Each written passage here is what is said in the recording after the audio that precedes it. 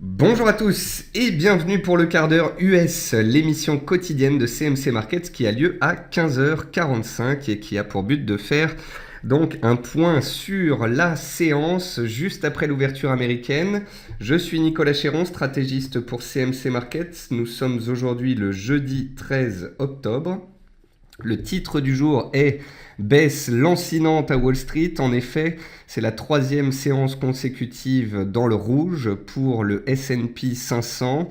De nombreux facteurs perturbent les marchés et engendrent un certain stress. On avait d'une part les bancaires, on avait le Brexit, on avait les élections américaines, on a ces dernières séances eu l'augmentation de la probabilité de hausse de taux pour la fin de l'année qui a engendré une accélération du dollar. Depuis 2-3 jours, on a une consolidation du pétrole qui vient peser en plus sur le secteur énergétique. Et en plus de cela, on a cette nuit des chiffres chinois qui sont ressortis bien inférieurs aux attentes. La somme de tous ces points fait que les marchés sortent par le bas de ranges dans lesquelles ils étaient en consolidation depuis plusieurs séances, voire plusieurs semaines.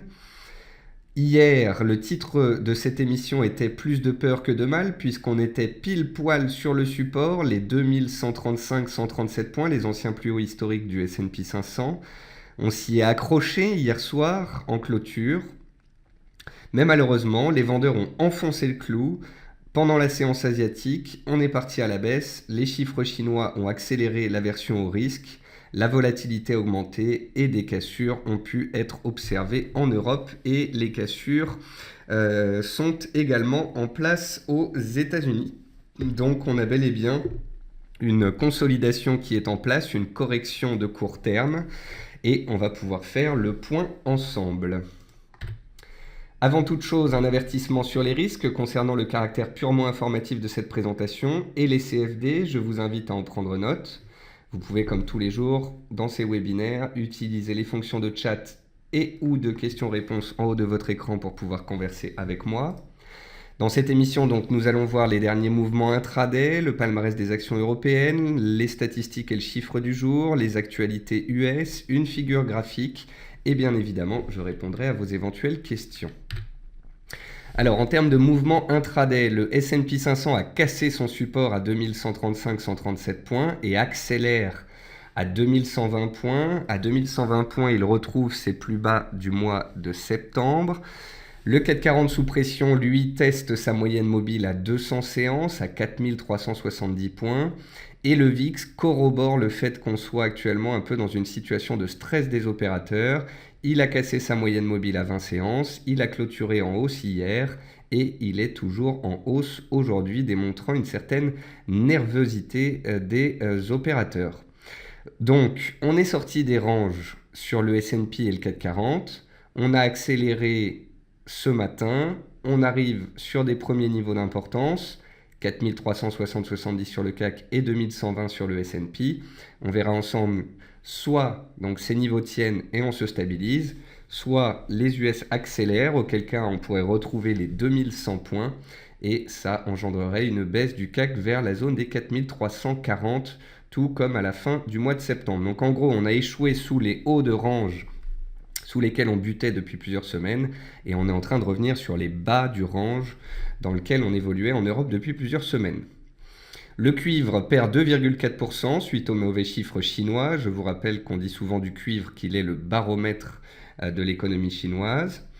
Réaction positive de l'AUD-USD sur son oblique haussière à 0,75 $. Donc ça, j'en ai parlé depuis 2 jours. Et en fait, j'expliquais que pour voir si à un moment le dollar arrivait sous une résistance, on pouvait se servir de l'AUD et du NZD. En effet, l'AUD-USD tout comme le NZD-USD sont dans des tendances haussières depuis plus de 3 mois. Et on arrivait à proximité des bornes basses de ces tendances haussières, des obliques haussières. Or, on y a réagi positivement sur l'AUD et le NZD. C'est ce qui m'a permis de laisser entendre ce matin que le dollar arrivait sous résistance et donc que l'ensemble des paires en dollars pourrait peut-être réagir positivement.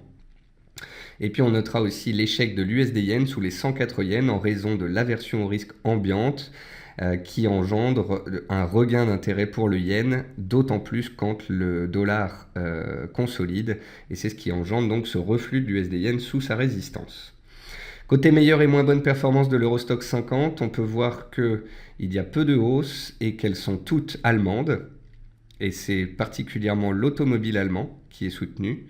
Et dans les baisses, vous pouvez voir que c'est principalement le secteur des banques et des assurances, avec 3 françaises, AXA, Sogé et BNP dedans.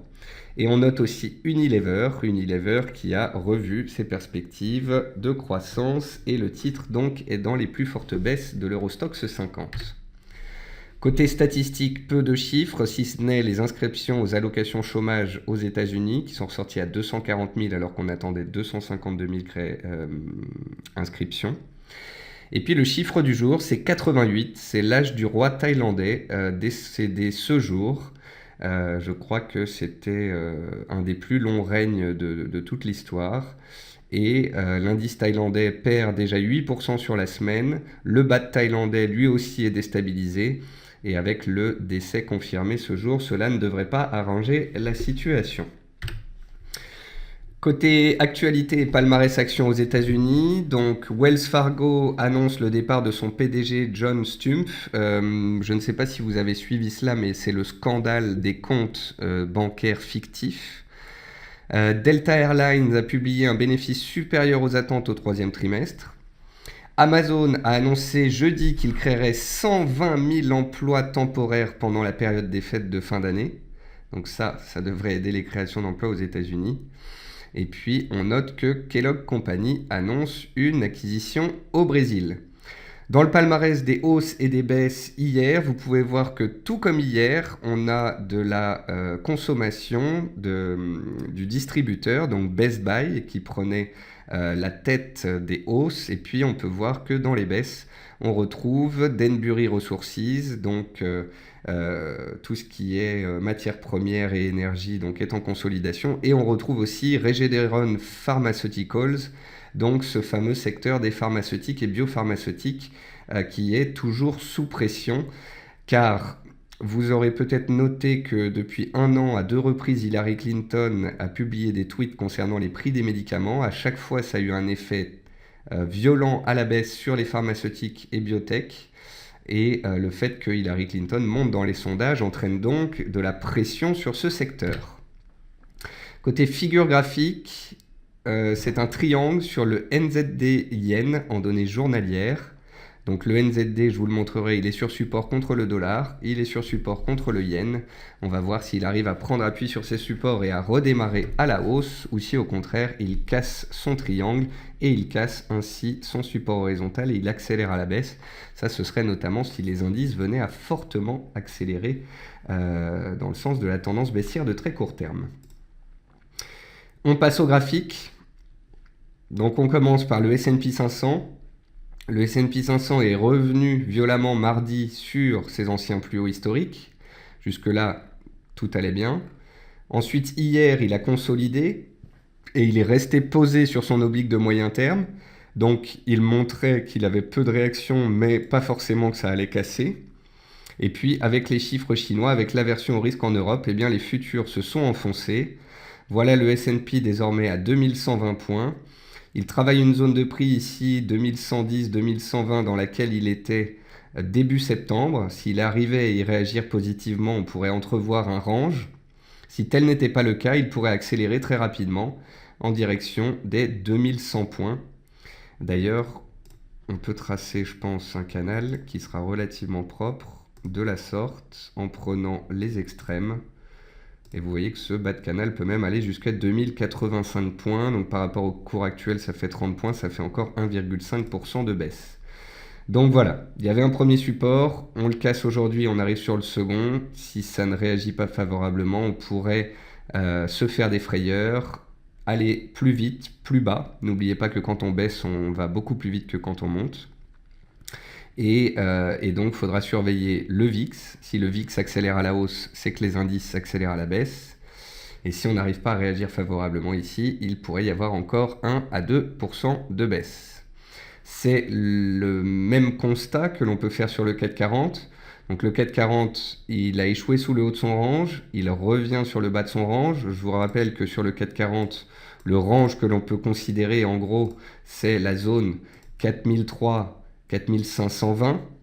Donc on a échoué en haut, on pourrait revenir en bas. Donc là, le premier support intermédiaire, l'équivalent des 2118-2120 points sur le S&P, c'est les 4365 points, c'est la MM 200 jours. Ensuite, le support suivant, c'est les 4340 points, les plus bas de fin septembre. Et le dernier support en rappel, c'est les 4300, le bas du range dans lequel on est depuis 3 mois. Donc voilà, support 1, support 2, support 3. Il y a 1,5% de baisse si on doit rejoindre le bas du range à 4300 points. Donc si les US accélèrent et rejoignent la borne basse de leur canal et doivent encore perdre 1,5 à 2%, eh bien ça donne un retour hypothétique du CAC sur les 4300 points. Si et seulement si on a une réaction positive sur support aux États-Unis, que l'on tient le support en Europe, alors on pourra parler de stabilisation, voire de rebond technique. Pour le moment, étant donné ce qui se passe en séance, étant donné le gap baissier en Europe et l'accélération, étant donné la hausse du VIX, étant donné l'accélération à l'ouverture des US, c'est assez périlleux pour les acheteurs. La main est clairement à court terme aux vendeurs. Le VIX, le voici. Il est sans appel, il a accéléré mardi, c'était une première alerte. Mercredi, il devait clôturer sous MM20 ou accélérer. Il a choisi d'accélérer, donc ça corroborait une hypothétique cassure de support. Et vous voyez qu'aujourd'hui, le VIX s'envole. Et qui dit envolée du VIX, dit nervosité des opérateurs et dit plus de baisse sur les indices américains. Donc voilà, situation de consolidation, de correction à court terme. Vous noterez par contre que le CAC perd 2% alors que les indices européens perdent 0,7, 1, 1,2. La raison en est simple, le secteur le plus attaqué, c'est le secteur bancaire. Et le secteur bancaire, on en a beaucoup dans l'indice 440. Donc voilà. 2115 sur le S&P. Donc on va voir si on se fait juste une frayeur ou si ça accélère. Si ça doit accélérer, eh bien allons-y, corrigeons, revenons sur des supports clés. Qui dit volatilité dit opportunité. Ça nous changera un petit peu de ces microscopiques ranges dans lesquelles on a été pendant des semaines. Côté action US, donc si on regarde le palmarès action que je suis en train de me créer pour cette émission avec les titres les plus connus, vous pouvez voir que Tesla, Amazon, Apple, tous les titres sont sous pression. Tesla est posé sur support, Amazon est en train d'en casser un, Apple reflue, Facebook fait un petit triple top à court terme et revient sur les supports et a de la place pour consolider. Google n'arrive pas à dépasser très clairement sa résistance et donc consolide. Il y a pas mal de titres qui plafonnent. Twitter, c'est spécial. Netflix, ça consolide. Illumina, c'est un titre qu'on a regardé ensemble parce qu'il gapait à la baisse il y a quelques jours. Il revient sur un support de moyen terme. Si le S&P est sous pression, peut-être que le titre va aller chercher cette fameuse zone et on verra alors s'il y réagit positivement. Et puis enfin Alcoa. Alcoa, c'est spécial sur Alcoa. Vous voyez, si on prend les plus bas ici du mois de mai, on est pile dessus. Donc je ne sais que dire si ce n'est quand même que le titre est survendu à court terme et qu'on est sur un plus bas en extrême. Donc si le S&P devait faire une frayeur sous 2120 points et clôturer au-dessus du support, il ne serait pas étonnant de voir Alcoa tenir cette zone et rebondir. Si par contre le S&P enfonce très clairement, il y a des risques de dérapage sur ce titre comme sur de nombreux autres titres. Concernant le sucre, on est toujours dans un range, on est très attentiste. Concernant le jus d'orange, les vendeurs semblent avoir la main à court terme avec des plus hauts de plus en plus bas. Il faudra casser le support pour engendrer une consolidation de marché éventuelle. Concernant le pétrole, ce sera une clé cet après-midi. À 17h, on a les stocks de pétrole. À 16h30, les stocks de gaz. À 17h, si les stocks de pétrole permettaient au pétrole de remonter à pleine vitesse vers ses plus hauts, ce serait un soutien au marché, ça permettrait peut-être un rebond de fin de séance. Si au contraire le pétrole casse ses plus bas du jour et casse dans la foulée les plus bas de la semaine à 49 $, c'est qu'une correction se met en place et ce sera encore un élément baissier qui viendrait à peser sur les indices boursiers. Le blé tente de nouveau d'attaquer sa résistance, mais là ça devient vraiment fatigant. En plus il est dangereux, il fait des mèches hautes et il retombe, donc ça ne m'étonnerait pas que vous ne le regardiez plus, que vous vous en lassiez. L'avoine qui était jusqu'ici particulièrement haussier donne des signes de faiblesse, de ralentissement à court terme. Le riz qui était dans un triangle et qui a failli s'en échapper hier a fait une fausse sortie et a réintégré en clôture le triangle, donc pas de cassure, pas de signal. Et enfin, l'or arrive à reprendre un petit peu de poil de la bête. Alors j'ai jamais dit que l'or ne rebondirait pas, j'ai juste expliqué à plusieurs reprises que, étant donné que les indices perdent 2%, l'or pourrait monter beaucoup plus. Le problème, c'est que l'or pâtit de la remontée des taux d'intérêt, donc des rendements en Europe. L'or pâtit du dollar fort. Donc voilà, si à court terme le dollar consolide un petit peu et que les marchés chutent, l'or se stabilise, voire rebondit un petit peu. Mais on s'attendrait quand même à beaucoup mieux de la part de l'or en situation de stress comme aujourd'hui. Donc que l'or rebondisse un petit peu et que tant qu'on tient les 1250, on puisse revenir vers 1275, pourquoi pas ? Mais à tout moment, la tendance baissière peut reprendre ses droits et ça, il faudra y faire attention. Donc l'or n'est peut-être pas le meilleur outil pour jouer le stress, la peur sur les marchés. Au contraire, vous l'aurez compris, le VIX, lui, permet pleinement de mettre à profit un mouvement baissier sur indice, étant donné la vitesse à laquelle il s'apprécie. Ensuite, les deux paires, l'AUD et le NZD, dont je vous parlais tout à l'heure, qui m'ont permis de voir qu'à court terme, le dollar arrivait sur un seuil clé. Eh bien, le voici le graphique. L'AUD, il est dans une tendance haussière depuis le mois de janvier. Ça fait 8-9 mois qu'il est dans un trend haussier et l'oblique haussière sur l'AUD passe à 0,75. On a fait 0,75-0,8 ce matin et on a rebondi dessus. Donc pile poil ce matin quand on a fait la matinale à 10h, je vous ai dit voilà, l'AUD est pile poil sur support, le NZD est sur son bas de canal. Si ces paires réagissent ici, c'est que le dollar suracheté à court terme est sous résistance. Ça pourrait même permettre à deux autres paires qui sont, quant à elles, non pas haussières à moyen terme, mais baissières, de se reprendre un petit peu. C'est la raison pour laquelle, malgré les signaux baissiers qu'il a donnés, l'eurodoll n'accélère pas, puisque le dollar consolide. C'est ce qui fait que l'eurodoll réagit sur les 1,10 et rebondit ce jour. Et puis sur GBP USD qui reste sous pression, malgré tout, on tient bon. Et en données horaires, on est dans un triangle de compression dont il faudra suivre la sortie. Donc voilà, le dollar, d'ailleurs on va le regarder, le dollar le voici. Le dollar est monté très fortement pendant 15 jours. En étudiant le NZD et l'AUD sur leur bas de canaux de moyen terme, j'ai pu définir que le dollar arrivait sous résistance potentiellement. Suite au bas de canaux sur l'AUD et le NZD, donc les paires ont commencé à rebondir et le dollar a commencé à consolider. Voilà. Donc à très court terme, le dollar consolide à la baisse et les paires en dollars consolident à la hausse, les plus fortes étant bien évidemment celles des antipodes, quoique aujourd'hui c'est l'euro et la livre qui sont plus fortes que l'AUD et le NZD. Alors on va regarder en termes de performance. Ouais, le NZD est dans le vert, l'AUD un petit peu dans le rouge. Disons que fondamentalement et techniquement, l'AUD est le plus fort depuis ces 2 derniers mois. Donc théoriquement, les vendeurs s'intéressent aux paires les plus faibles, qui sont l'euro et la livre, et les acheteurs s'intéressent aux paires les plus fortes, ou à la paire la plus forte, et c'est actuellement l'AUD. Et puis pour finir, l'USD Yen dont je vous parlais tout à l'heure, voici. L'USD Yen, il a échoué sous les 104,30, il est en train de mettre en danger sa petite tendance haussière de court terme, et il prend note du fait que les indices perdent pied à court terme, c'est ce qui fait que le Yen est de nouveau recherché. Alors, elle dit, les financières américaines sont-elles autant attaquées que les françaises? Alors non, les financières américaines n'ont pas été attaquées cette année autant que les financières. La raison en est simple, aux États-Unis, ils n'ont pas les mêmes problèmes que nous.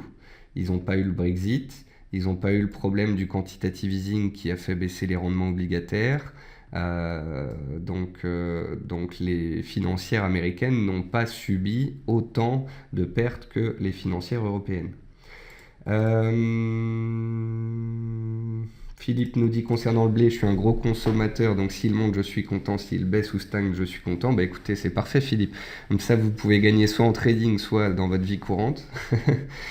Paul nous dit Wall Street Journal Survey, la plupart des économistes pensent qu'une récession devrait prendre forme dans les 4 années à venir. Oui, bah, il n'y a pas besoin d'avoir un diplôme d'économiste ou bac+12 pour ceci, Paul. Des récessions aux États-Unis depuis 50 ans, il y en a une tous les 8 ans et la dernière était il y a 8 ans. Donc bien évidemment qu'il y a une probabilité de retournement des fondamentaux américains, bien évidemment que à tout moment les États-Unis pourraient se retourner, les chiffres être mauvais, la Fed arrêterait de monter les taux, elle se remettrait au quantitative easing. Ça, c'est un scénario que j'ai en tête, que j'ai déjà développé à de nombreuses reprises. Je ne vous en parle pas au quotidien parce que je n'en vois pas l'intérêt. Notamment, je vous en parlais pas mal en début d'année de ce scénario, mais depuis le mois de février, on s'est mis dans un marché haussier, dans un rebond de moyen terme très puissant. Donc j'avais mis de côté ces scénarios de moyen terme de risque et de retournement et de récession aux États-Unis. Maintenant qu'à court terme, là, on commence à se faire des frayeurs, je vais être plus attentif. Soit dans les séances à venir sur la zone des 2100 ou 2110 ou 2100 ou que sais-je, le bas de canal à 2085 points, on arrive à réagir, à repartir et puis on garde quand même une pente haussière de moyen terme et on continue comme cela jusqu'aux élections américaines. Soit ça part complètement à la baisse, on casse les supports et on se retourne. Et là, je vous expliquerai un petit peu plus ce raisonnement fondamental de moyen terme. Pour l'instant, j'avais l'impression que les marchés étaient plutôt stables. C'était le cas jusque ce début de semaine. Là, à court terme, on a un nombre de facteurs baissiers qui était trop important qu'à engendrer des dégagements des opérateurs sur les marchés. Après, voilà, je trouve pas non plus que la baisse soit ultra violente. On n'a pas encore fait une séance à -3 ou -4 aux États-Unis. Le VIX monte et montre du stress, mais il ne s'est pas envolé non plus. Donc voilà, pour l'instant, ça reste une consolidation, une correction de marché. C'est pas un retournement validé. On verra ça si tel devait être le cas. Ensuite, j'ai LL qui me dit peut-on regarder AXA? Je suis impressionné par une base de 4% en une demi-journée. Alors, AXA.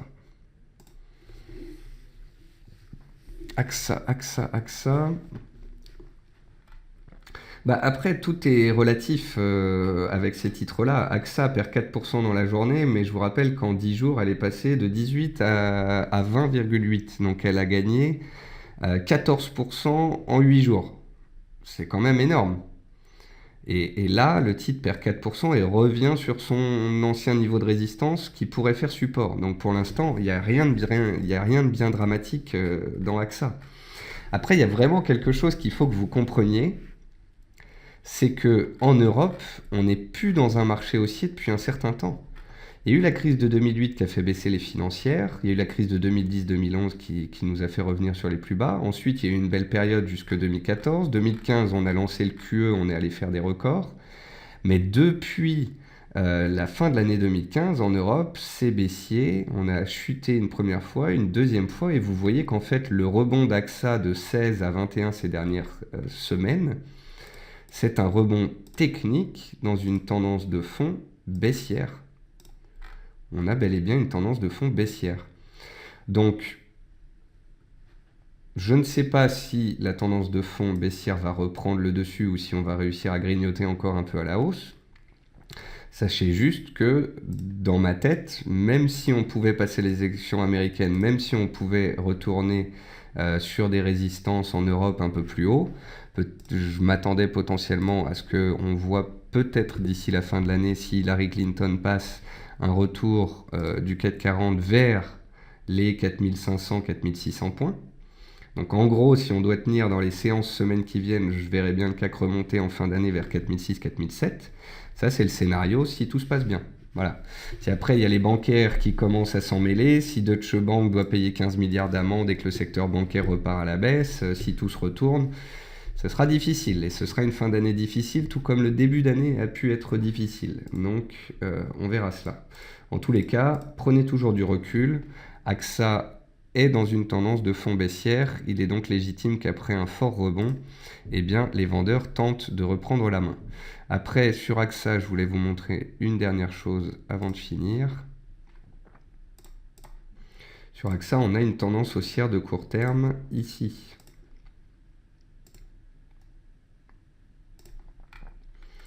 Donc vous prenez les points bas, vous liez les points hauts et ça vous donne un peu le canal de progression d'AXA. Donc 2 pas en avant, 1 pas en arrière et ainsi de suite. On était passé du bas de canal au haut de canal très rapidement, il est légitime que le titre consolide. Soit c'est une consolidation soft, on revient sur les 19,80, on repart à la hausse dans le sens de la tendance. Soit les indices accélèrent à la baisse et le titre AXA pourrait alors revenir vers les 19 € et vers le bas de son canal haussier. Et si à moyen terme on sort par le bas du canal, c'est que la tendance de moyen terme que je vous ai montré avant reprend le dessus et que la baisse pourrait donc se poursuivre. Voilà. Eh bien écoutez, j'ai répondu à vos questions, on a fait le point sur ces marchés. Hier c'était plus de peur que de mal, là c'est la 3e séquence de baisse. Ça fait 3 séances de baisse aux US, 3 séances de baisse en Europe. On a perdu l'équivalent de 2,5%, c'est quand même pas la fin du monde. Pour l'instant, ça reste une correction de court terme. Et je ne vois pas en termes d'actualité pourquoi on enfoncerait, pourquoi on accélérerait très fortement et pourquoi les marchés perdraient pied. Donc sait-on jamais, soyons prudents. Une chose est certaine, les acheteurs n'ont pas la main à court terme. Et pour que vous m'entendiez parler de nouveau de hausse et de scénario haussier, vous le savez, comme d'habitude, il faudra un chandelier de retournement, un news flow un peu plus positif, et on verrait alors donc si on peut repartir dans l'autre sens. À court terme, les vendeurs ont la main, laissons-les faire ce qu'ils ont envie, voyons si on arrive sur support et si on y réagit ou si on enfonce et on accélère. Et si on accélère, laissons le marché accélérer, revenir vers des supports tangibles, et on verra une fois ces supports trouvés ce qu'il est possible de faire. Voilà, je vous souhaite un très bon après-midi, une bonne fin de séance, faites attention à la volatilité, et puis je vous retrouve demain à 10h pour la matinale et à 15h45 pour le quart d'heure US. Passez une bonne soirée et à demain. Au revoir.